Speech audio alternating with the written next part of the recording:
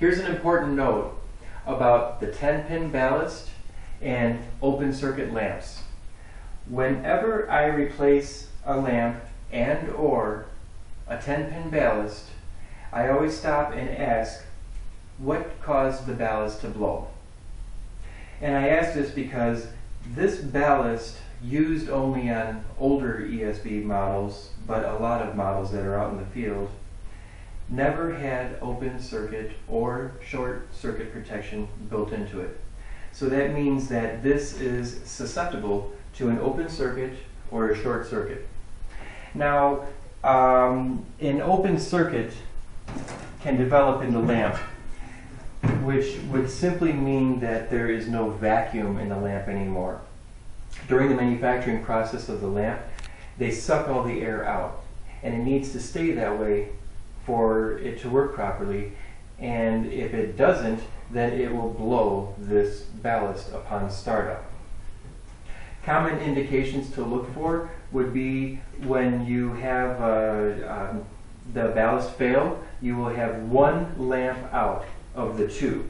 Each of these ballasts drives two lamps, and it would be common to see one lamp of the two lit and the other not lit. So this can pose a challenge when you go to replace this ballast, to find out that when you start it up you have the possibility of blowing that ballast. There are two ways of getting around this, and I will admit the first one is rather risky, so you may consider the second option to have more weight involved in it. So what I do after replacing the ballast or replacing the lamp, like I said, on a 10-pin ballast, even if the lamp is brand new, being as fragile a thin glass wall as it is, it could easily be damaged in the shipping process. So I wouldn't discount a brand new lamp either. But what I do is, with the bed plugged in, I will basically turn the bed on and off immediately. Leaving the bed on for more than even a quarter or half of a second would be enough to blow the ballast. So if I turn it, I either turn the timer on and turn it off right away. On a mechanical timer, you can just bump the timer so you don't engage it, just turn it on and not leave it on. Or, failing that, you can just simply turn the bed on and unplug it really quick, or better yet, have somebody else unplug the bed. But this quick test can save you from blowing another ballast. You may notice that when you turn the lamps on, typical tanning lamps will be bluish, greenish, and maybe, such as in this model, in the arm and in the face area, the lamps will be pink. Now, an open circuit lamp will actually glow like a bright white color, or sometimes like a reddish color. But the main point is the open, or it won't light at all actually. But the main point is the open circuit lamp is going to be the one that looks different from the rest of them.